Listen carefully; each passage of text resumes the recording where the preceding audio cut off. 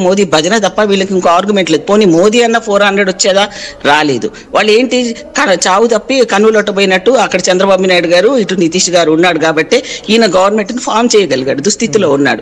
వీళ్ళేదో పెద్ద దేశాన్ని ఉద్ధరించినారు అనుకుంటే పహల్గాం సంఘటన దగ్గర నుంచి ప్రతి దానికి కూడా ఎందుకు సీజ్ ఫైర్ చేసామన్నది కూడా ప్రజలకు సమాధానం చెప్పే పరిస్థితులు మాత్రం లేరు. కానీ రైతులకు లేరు, మహిళల విషయంలో లేరు, ఏ విషయంలో లేరు. కానీ ఏదో అంటే ఏదో చేస్తున్నట్టుగా రెండో రౌండ్ లో కూడా కాంగ్రెస్ ఆధిక్యత కిషన్ రెడ్డి ఏం చేశాడండి హైదరాబాద్ కి? రెండో రౌండ్ కి సంబంధించి కూడా రిజల్ట్ వస్తోంది. రెండో రౌండ్ లో కూడా కాంగ్రెస్ ఆధిక్యత కనబరుస్తోంది. తొలి రౌండ్ లో కాంగ్రెస్ కి 62 ఓట్ల ఆధిక్యం వస్తే రెండో రౌండ్ ముగిసేసరికల్లా రెండో రౌండ్ ఓట్ల లెక్కింపు కూడా ముగిసింది. దాంట్లో కాంగ్రెస్ 1000కి పైగా ఓట్లతో ఆధిక్యత కనబరుస్తోంది. 1000కి పైగా ఓట్లతో రెండో అనిపిస్తోంది. ఒక రెండు రౌండ్ పూర్తయ్యేసరికల్లా 11:44 లీడ్ మీది. సో నెక్స్ట్ ఏం జరగబోతుంది? What is your expectation? ఇప్పుడు ప్రారంభమైంది వెంగళరావు నగర్ది ఓట్ల లెక్కి మొదలైంది. వెంగళరావు నగర్ లో ఎక్కువగా మీకు తెలిసిందే సెట్లర్స్ ఉంటూ ఉంటారు. సో సెట్లర్స్ ఎవరి వైపుగా పాగా వేశారు, ఎవరి వైపుగా మద్దతున్నారని మరి కాస్త వెల్లడించే అవకాశం ఉంది. సో ఇప్పుడు ఈ రిజల్ట్ పైన మీ అభిప్రాయం ఏంటి? మెజారిటీ విషయంలో కూడా కాదు, గెలిపే ఇక్కడ క్రైటీరియా అనేది ఒకటి. రెండోది ఏంటంటే ఎవరు కాంగ్రెస్ బీఆర్ఎస్ తో మనకు బీజేపీతో ఉందా లేకపోతే బీఆర్ఎస్ బీజేపీతో ఉందా అన్నది ఇక్కడ కూడా పిక్చర్ కనపడుతుంది. ఒక్కసారి ఫైనల్ రిజల్ట్ డిక్లేర్ చేస్తున్నాం. Get back to again. So Jubilee hills bypoll లో రెండో రౌండ్ పూర్తయ్యేసరికల్లా కాంగ్రెస్ 1144 మెజార్టీతో దూసుకుపోతోంది. మొదటి రౌండ్ లో 8924 ఓట్లు కాంగ్రెస్ కి పోలైతే రెండో రౌండ్ లో 9691. సో రెండు రౌండ్లు కలిపి కాంగ్రెస్ పార్టీ బీఆర్ఎస్ పార్టీ తన ప్రత్యర్థి పైన సుమారుగా 1144 మెజార్టీతో దూసుకువెళ్తోంది. సెకండ్ రౌండ్ లో 1082 ఓట్లతో కాంగ్రెస్ పార్టీ లీడ్ లో కొనసాగింది. సో షేక్పేట్ డివిజన్ పూర్తయింది. ఇప్పుడు ప్రతి రెండు రౌండ్లకు డివిజన్ పూర్తవుతోంది. షేక్పేట్ పూర్తిగా డివిజన్ పూర్తయిపోయింది. సో ఈ రెండు రౌండ్లు పూర్తయ్యేసరికి ఇది result. Is coming back to Pushpalatha గారు, ప్లీజ్ కంటిన్యూ మేడం. నీ సౌండ్ వాయిస్ బ్రేక్ అవుతుంది, ఒకసారి చూడండి. రెండోది ఏంటంటే నేను ఎంతసేపు వీళ్ళు మీటింగ్ లో మేము చూసాము బీజేపీ వాళ్ళు కాంగ్రెస్ వాళ్ళు వాళ్ళ మీద అభియోగం చేయడము, లేకపోతే కేటీఆర్ వచ్చేసి బీజేపీతో మిలాఖత్ అయిపోయారని చెప్పేసి మాట్లాడారు. ఇక్కడ క్లిస్టల్ క్లియర్ గా మనకు అర్థమవుతుంది. ఒకవేళ మైనార్టీని వాళ్ళు ఏమన్నా విడగొట్టాలని ప్రయత్నం చేస్తే వాళ్ళకి అర్థమైపోయింది మైనార్టీస్ కాంగ్రెస్ తోటే ఉంటారు.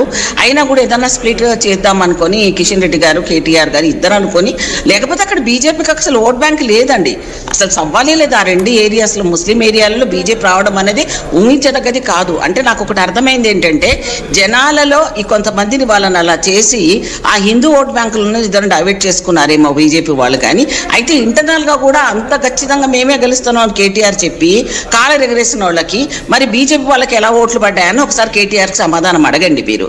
ఎందుకంటే వాళ్ళకు ఎవరితో ఉన్నారు, ఎవరెవరితో వెనకాల ఉన్నారు, ఎవరి కోసం ఎవరికి అవసరమో మాకైతే అవసరం లేదు. బీజేపీ వాళ్ళకి అవసరం కాబట్టి వాళ్ళకి ఇంట్లో ఉన్న కుటుంబ సభ్యుల నేపథ్యం కానివ్వండి. ఈ రోజు బీఆర్ఎస్ కు ఈయన కేటీఆర్ గెలవడానికి వాళ్ళ నాన్న పట్టించుకోలేదు, వాళ్ళ చెల్లి ఒక దారి, హరీష్ రావు ఒక దారి, వీళ్ళందరూ కూడా ఎవరు కూడా కేటీఆర్ సపోర్ట్ చేయలేదు. ఈయన ఏదో ట్రబుల్ షూటర్ జాబు ఈయన నెత్తిరేసుకొని వచ్చాడు. కానీ ఈయన ఓటమి ఇప్పుడు రేపొద్దున ఇండికేషన్ ఏంటంటే ఈయన లీడర్షిప్ కు పనికిరాడు.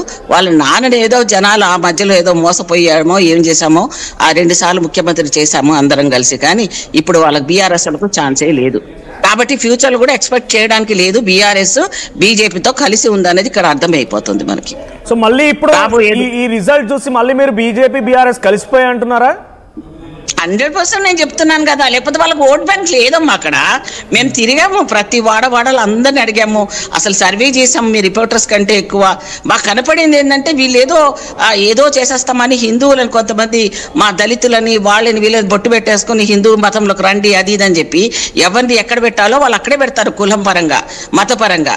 అలాంటి వాళ్ళని వీళ్ళు నమ్ముకున్న అమాయక ప్రజలకు మనం ఏం చేయలేం. కానివ్వండి ఇక రాజకీయంగా కూడా మేము ఏదైతే ఉన్నామో ఏమి ఎక్స్పెక్ట్ చేయకుండానే 2 సార్లు ఓడిపోయిన ఆ పిల్లోడు అదే లెవెల్లో కష్టపడుతున్నాడు. కాబట్టి జనాలకు ఆ పిల్లాడు ముఖం చూసి కూడా వేశారు. కాంగ్రెస్ పార్టీ యొక్క కష్టాన్ని రేవంత్ రెడ్డి ఒక యువకుడిని ఎంకరేజ్ చేద్దామన్న దాన్ని చూసుకొని ఈ రోజు ఆ గెలుపు అనేది సాధ్యం. 100% మనం గెలుస్తున్నాం అంతే. రైట్, థ్యాంక్ యూ పుష్పలత గారు. I get back to you. మళ్ళీ మీ దగ్గరికి వస్తాను. ఒక్క నిమిషం ఒక రిజల్ట్ అనౌన్స్ చేసి. సో కాంగ్రెస్ పార్టీకి ఇప్పటివరకు పోస్టల్ బ్యాలెట్ మొదటి 2 రౌండ్లు అన్ని కలిపిన తర్వాత 18,664 ఓట్లు పోలయ్యాయి. ఇటు బీఆర్ఎస్ పార్టీకి 17,516 ఓట్లు పోలయ్యాయి. మొత్తం పోస్టల్ బ్యాలెట్ నుంచి మొదటి 2 రౌండ్లు అన్ని కలిపితే. ఇక లీడ్ వచ్చేసి 1144 ఓట్ల లీడ్ కంటిన్యూ అవుతుంది కాంగ్రెస్ పార్టీది. ఈ లీడ్ ఇంకా కొనసాగే అవకాశం ఉంది. ఈ లీడ్ ఇంకా ఇట్లాగే కొనసాగుతున్న ఆశాభావాన్ని కాంగ్రెస్ పార్టీ నేతలు వ్యక్తం చేస్తున్నారు. ఎస్ మనోజ్ రాయ్ గారు, సో లీడ్ ఓవరాల్గా ఇప్పటివరకు మీకు 1144 ఓట్ల లీడ్ కంటిన్యూ అవుతోంది. సో మొత్తం ఓట్లు వచ్చేసి 18,664 ఓట్లు ఇప్పటివరకు కాంగ్రెస్ పార్టీకి పోస్టల్ బ్యాలెట్ అండ్ 2 రౌండ్లు కలిపి. So next coming back to Vengalrao Nagar. So Vengalrao Nagar ఓట్లు ఎవరికి మద్దతుగా ఉండే అవకాశం ఉంది మనోజ్ రాయ్ గారు? హలో రైట్, వెంగళరావు నగర్ ఓటర్లు ఎవరి వైపుగా తమ సపోర్ట్ ని ఇచ్చారనుకోవాలి. నెక్స్ట్ షేక్పేట్ పూర్తయింది, ఇప్పుడు వెంగళరావు నగర్ ఓట్ల లెక్కింపు జరుగుతోంది. ఇప్పుడు 1144 ఓట్ల ఆధిక్యంలో ఉన్నాం. ఇదే ఆధిక్య పరంపర ప్రతి బూత్ లో కూడా ప్రతి డివిజన్ లో కూడా కొనసాగుతుంది. కాకపోతే మేము ఏమనుకున్నామంటే మా మెజారిటీని 30,000 దాకా తీసుకుపోదాం అనుకున్నాం, ఓటింగ్ శాతాన్ని పెంచాలనుకున్నాం. కానీ 1% మాత్రమే ఓటింగ్ పెరిగింది. ఆ 1% ఓటింగ్ కూడా మాకు అనుకూలమే. ఇక్కడ చూస్తే ఏమర్థమైందంటే బీజేపీ ఓట్లన్నీ కూడా గతంలో 25,000 వచ్చినాయి 2025లో. తర్వాత పార్లమెంట్ ఎన్నికల్లో 65,000 దాకా వచ్చినాయి వాళ్ళకి, బీజేపీ వాళ్ళకి. ఇప్పుడు ఏమైంది, ఓట్ల బదలాయింపు వాళ్ళిద్దరు కూడా నాకు తెలిసి సమాచారం బీజేపీ ఓట్లు పెరిగితే కాంగ్రెస్ మెజారిటీ పెరుగుతుందనే ఆలోచన ఆ 2 పార్టీలో ఉంది. కాబట్టి బలహీనమైనటువంటి అభ్యర్థిని పెట్టారు, డమ్మీ అభ్యర్థిని పెట్టారు మళ్ళీ. కాబట్టి వీళ్ళిద్దరు కూడా కలిసి కుమ్మక్క అయిపోయి అటు బదలాయింపు జరిగిందనేది స్పష్టంగా కనపడుతుంది. అక్కడ బీజేపీ అసలు కేంద్రంలో అధికారంలో ఉన్నా సరే, 2 కేంద్ర మంత్రులు ఉన్నా సరే, మిగతా మొత్తం కలిపి 8 మంది ఎంపీలు ఉన్నా సరే, అక్కడ ప్రచారం అనేది మామూలుగా సాధారణంగా చేయడం జరిగింది. అంటే ఎక్కువ ఎటువంటి క్రియాశీలకంగా తీసుకోలేదు, పనిచేయలేదు. అంటే దాని ఉద్దేశం ఏంది, అక్కడ బీఆర్ఎస్ పార్టీకి వాళ్ళు వెనక నుంచి సపోర్ట్ చేశారని చెప్పి, మద్దతు తెలిపారని చెప్పి మనకు స్పష్టంగా అర్థమైపోయింది. ఎక్కడ కూడా హడావుడు లేదు వాళ్ళది. ఎలక్షన్ జరిగే రోజు కానీ 2 రోజులు కానీ 3 రోజుల ముందు కానీ బీజేపీ నిద్రపోయింది కావాలని చెప్పేసి కాంగ్రెస్ను దెబ్బతీసే